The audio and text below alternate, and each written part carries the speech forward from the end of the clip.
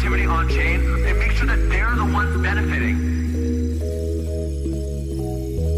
Everyone everywhere gets the same access, no matter where you're born, no matter where you live. This is the future of the internet. This is on chain.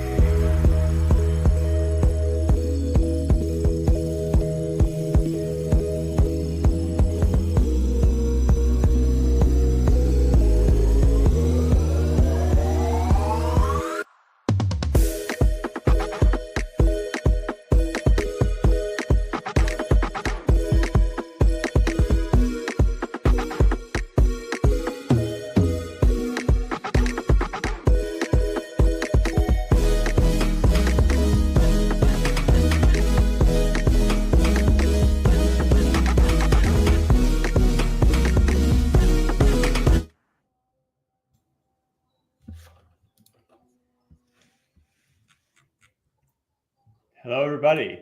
I don't think we're streaming. I'm not seeing it on Twitter. Oh, there we are. Okay, now we are. Hello, everybody. Happy Thursday. I'm super excited to be here. I'm Jesse Pollack, the creator of Base, and I'm joined by Paul Grewal, the Chief Legal Officer at Coinbase. Welcome, Paul. Hey, thanks, Jesse. Super excited that we're here together, and I know there's a ton of builders who are tuning in, who are really interested in where we're at from a regulatory perspective and how that's shifting, how on-chain builders build, and how this on-chain economy grows. And I want to start with a little bit of the high-level context from your perspective. And I know that Trump issued this executive order announcing a crypto working group with a mandate to create a formal digital asset market structure and to define how securities and commodities and more come together. How big is this announcement? And how do these moves kind of impact Coinbase and the ongoing regulatory battles that we've been working through? The announcement is huge, and the moves are going to have a huge impact on how we think about regulation in the United States going forward. I'm not one who's prone to exaggeration, Jesse, but I would say it's nothing short than the dawn of a new era for crypto and for America's leadership in crypto. Just to take half a step, a new era. Yeah, I love that. Yeah. I'm declaring a new era today. And Jesse, just to take a half a step back and to recall how we got here. In the previous administration, right, there was an unwillingness, even a hostility to even engage with crypto on what sensible rules, sensible regulation could look like. And instead, what we had was an administration, and in particular, a Securities and Exchange Commission led by Gary Gensler, who basically thought the way to bring crypto to a heel was to regulate crypto through arbitrary enforcement actions and as much ambiguity as possible. And what we saw over the course of case after case, lawsuit after lawsuit that was launched against crypto was that the courts pushed back. The courts were deeply skeptical of this argument that somehow anything and everything that relates to crypto falls to the jurisdiction of the SEC, and that clear rules were already in place. And so, as we think about the future, as we began to think about the future during the run up to last fall's election, what we focused on as an industry, and certainly here at Coinbase, was what legislation, what laws passed by Congress could ensure that sensible rules are put in place. Mm-hmm. And so, coming back to the executive order that you asked about, it's remarkable to me that President Trump issued the EO touching on crypto within like 24 or 48 hours of taking the oath of office. And it's also remarkable that it did so much to set a very different tone and direction for the country. What the executive order did was, first and foremost, establish a working group for the president on digital assets that were going to be chaired by President Trump's crypto czar, David Sachs, and will include leaders from across the federal agencies, the economy as a whole, and of course, a number of experts from inside of crypto. The executive order also set out a goal of a federal regulatory framework for digital asset regulation and a plan and a schedule to make that happen. And what all of this says is that there's going to be, for the very first time in the United States, real collaboration between the crypto community and the federal government to get to the right rules that balance promoting innovation with protecting investors and consumers. And I think this all makes a good deal of sense, if for no other reason than we've seen what unclear rules, unclear regulation can lead to. It's been a minefield for crypto users, and especially for crypto builders in many cases, who have wondered whether or not, by simply working on their projects, they would be subjected to a subpoena, a visit 100%. from the SEC, or God forbid, a lawsuit against them of their own. So we're excited about this. We're going to continue to be a resource for the new administration as they get their legs and move forward with these plans. We do think as much leadership has been shown by the Trump administration so far, to get to sensible legislation, we're going to need Republicans and Democrats alike to come together on crypto. And Coinbase is just eager to play whatever part we can to make that happen. It's absolutely huge. And it just feels like there's urgency to create this clarity. And, you mentioned how it's been so challenging for builders. And I just want to emphasize that. I spend so much time with builders in the United States and abroad. And one of the things that has been a defining characteristic of the last 4 years, really the whole history of crypto, is people are spending more money on lawyers than they are on actually being able to build their product, because the lack of clarity held them back from innovating. And we've experienced this firsthand with Base. We've experienced it with Coinbase, but we're also pretty scaled. And so that means that we could pay for the lawyers and we could go to court and fight. But for the small single person builder, it's not possible. And it means that we've basically blocked out innovation from some of the most talented, innovative, ingenious builders in the United States for the last many, many years. And I think this is going to be a floodgate for innovation over the next few years. I say this as a lawyer, Jesse. In many ways, the last 4 years have been a golden age for those of us who practice law and practice in crypto. But as good as that's been for guys like me, I'm not sure it's been very good for America, and certainly for American builders. Yeah, 100%. Okay, and that's the kind of broad context. We're shifting into this new era. One of the things that we've had a lot of questions about, particularly in the last few weeks, as there's more and more energy on Base, and people are looking for more exposure to people who are coming on chain, is listings at Coinbase. And this comes from the place of Coinbase is the most trusted brand in the world, and has massive reach to all of the people who are joining the on-chain economy. And so I want to dig into a little bit of the details about how listings work and how that's potentially shifting in the new environment. And so let's start with the basics. How does the Coinbase listing process work overall? Just walk me through it.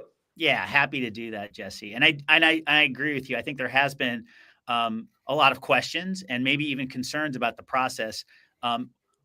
What I can say is this: we absolutely start from a place that is focused on Coinbase's mission. And as you know better than just about anybody, our mission is to bring the world on chain and to bring at least 1 billion people or more all around the world into the crypto economy. And so we very much hold that mission close as we think about what assets are we going to list, when. And ultimately, we ask the question, what will help us advance that mission as we move forward? So with that in mind, we then follow a very defined process and set of standards for listing a particular asset.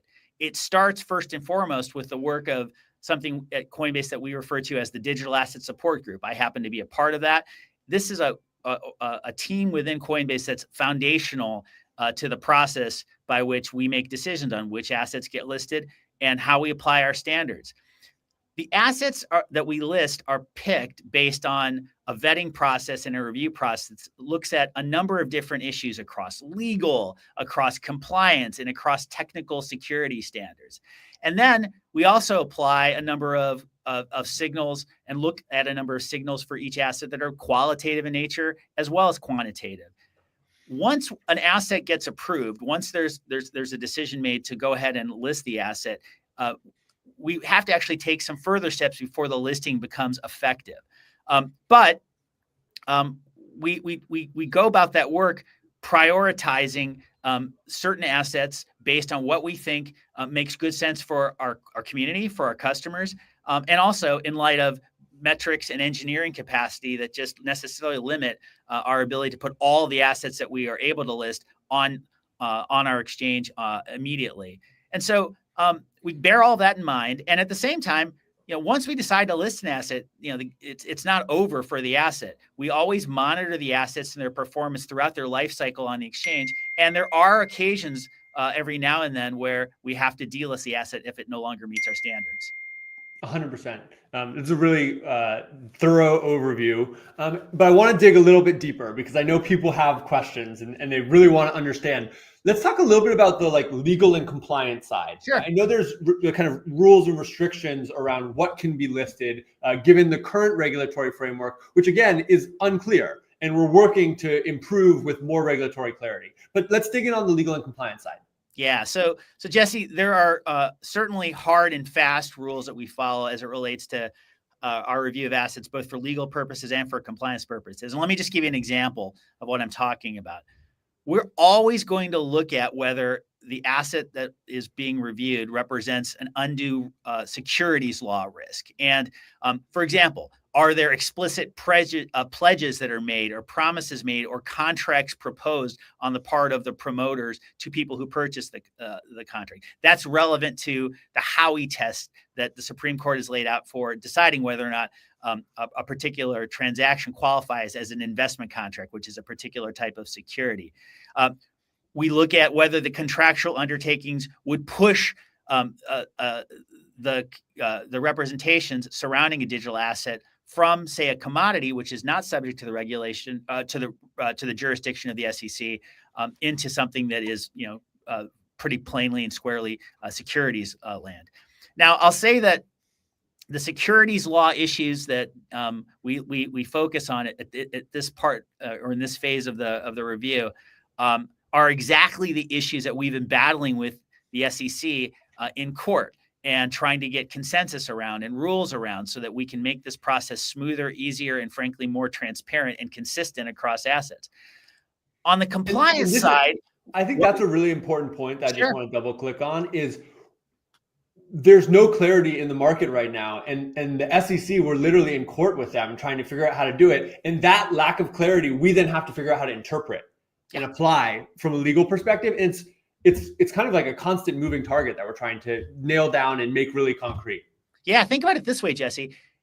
In these court cases that the SEC has launched, you've got judges all across the country disagreeing with one another on what the test is, let alone how to apply that test to a particular asset. And it takes millions of dollars to litigate. It takes months or even years to resolve. And so what we're doing in the process that you and I are talking about is bringing all that work forward and trying to get to clarity on what the outcome would be in one of those court cases many years in the future. So it's no small challenge for sure. And so that's the kind of legal security side. What about on the compliance side, other things we're looking at around the project teams? Yeah, so when we talk about compliance and our compliance reviews, what we're focused on are other issues and concerns that matter to Coinbase and frankly matter to us because they would matter to our community. Things like sanctions risk. Is there a concern that somehow in listing this asset, one of our community members or anybody else would somehow violate laws that have been passed by Congress that sanction entities and actors all over the world? We also have concerns about any tokens or projects that might be accused of supporting illicit finance or money laundering. And of course, we're always worried about protecting consumers and making sure that if we list a token, our customers are safe from rug pulls and other attempts to basically take their money and run. So we look at all of those things. We assess the backgrounds of the project teams themselves to the extent we can identify who they are and what online footprint they may have. We look at on-chain holdings. We look at how centralized the asset is. We want to ensure that the controls within our compliance program are capable of covering and applying to the new listing.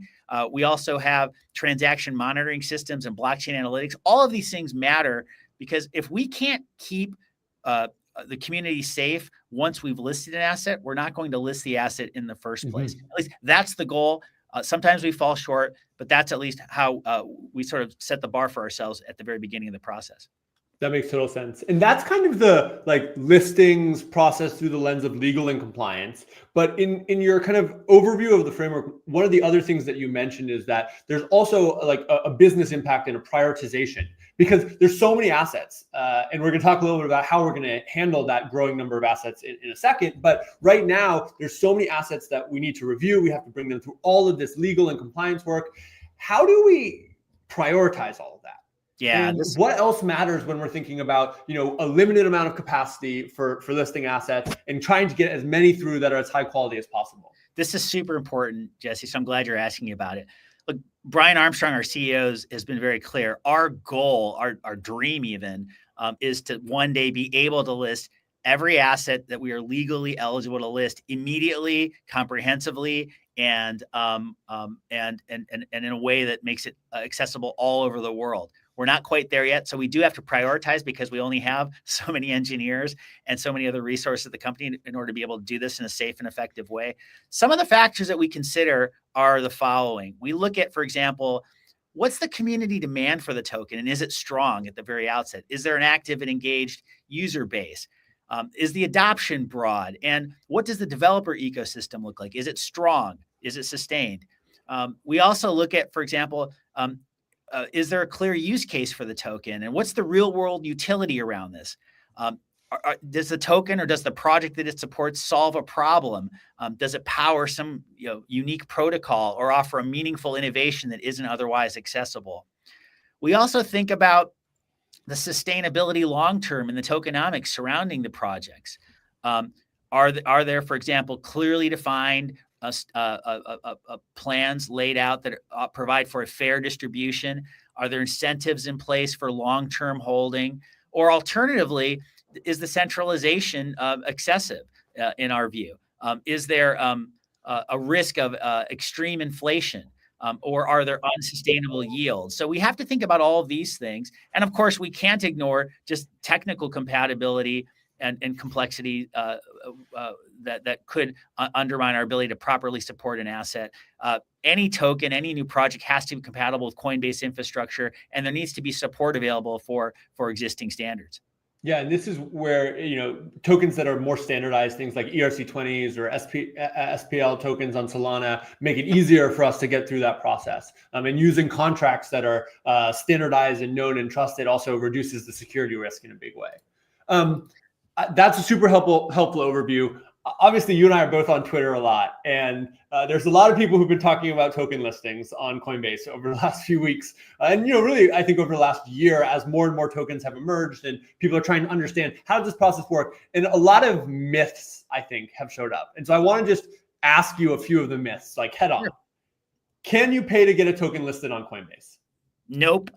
Coinbase never charges a fee, and we don't accept payments for listing or applying to list a token. Period. End story. Yeah. Okay. Second one. Does knowing someone at Coinbase or building on Base guarantee a token listing? So personal connections or developing on Base doesn't influence Coinbase's listing decisions. Every token, no matter how it comes to our attention, undergoes a rigorous evaluation process, including the legal and compliance and network security assessments we've already talked about to make sure that standards are met. And the reason why we have this process, Jesse, is to make sure that there's a fair marketplace for all asset issuers available. That's the goal. If we fall short, we own up to that. But that is absolutely how we approach this process at the very beginning.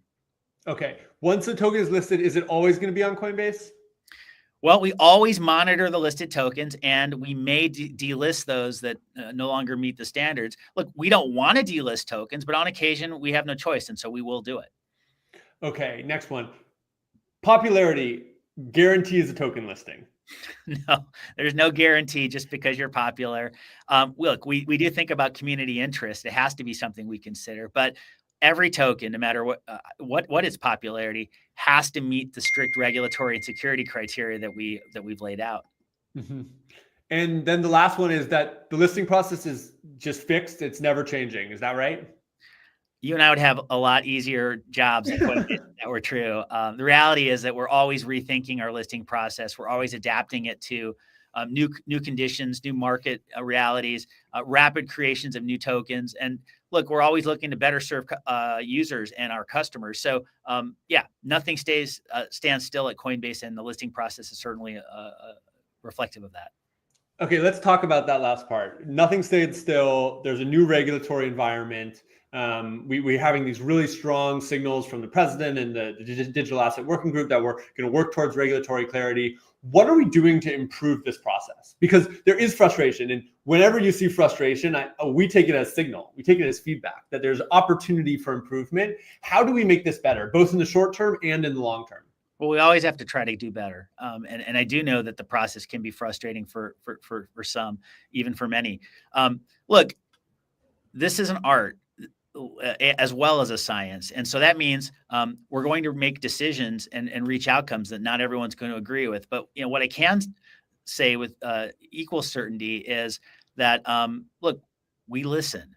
We take feedback. And even if it doesn't seem or feel like we're incorporating that feedback, I can assure you and anyone else who's listening that we want the best possible outcomes. It's frankly in our own interest to do that. And so we're going to continue to focus on the voice of the community, even as we hold to our standards. You mentioned, Jesse, that there's been a shift here in the regulatory environment in the U.S. No question that's true. And we're, of course, in real time trying to adapt to that as much as anything. And I do think that those changes, not only in the form of the EO order from President Trump that we mentioned, but hopefully legislation from Congress in short order, are going to lead to a much better, much more stable process that everyone will be much more satisfied with. And the last thing I'll just say on this is that many who are listening may have seen Brian's tweet recently, where he was pretty honest and frankly very, very transparent and acknowledging that we need to update our process and do better in order to scale to the opportunity. And Brian cares deeply about this, I know, and we all care deeply about taking that direction. So we're going to do a lot more to improve the listing process going forward. We think we've had a fair process up until this point, but yeah, there's always improvement and to be had, and we're going to go make sure that we offer the best listing process we can on each and every day. Yeah, and I'll just harken back to the beginning of this conversation when you said this is the dawn of a new era, which I think is really the truth. And I think it's really important for folks who are tuning in, and for us, that new era started 10 days ago, 9 days ago. Hard to believe it's only been 10 days. It's been 10 days. And that there's so much work that goes on behind the scenes by Paul's team and the listings team and Coinbase entirely. And they're reacting and taking the feedback and evolving to this new era. And I'm really excited about how we're going to be able to continue opening up access to the on-chain economy and addressing all the feedback and concerns that we're hearing, and making sure that we have a listing process that reflects this new era in a really great way. 100%. So that's listings. I want to hit on two more questions before we kind of wrap up. One of the big things that's made this really challenging is that there's been literally an SEC case against Coinbase that's been going through the courts over the last couple of years. How do you expect this new era and the new SEC leadership and the new administration to impact that case? I think there's going to be a huge impact on this case that we've been fighting now for several years. And let me offer a couple of thoughts on how that might all play out, because there are several different routes that the case could take going forward, with new leadership at the SEC just kind of unpacking their boxes and taking office. And I do think that includes dismissing the case outright. So time's going to tell.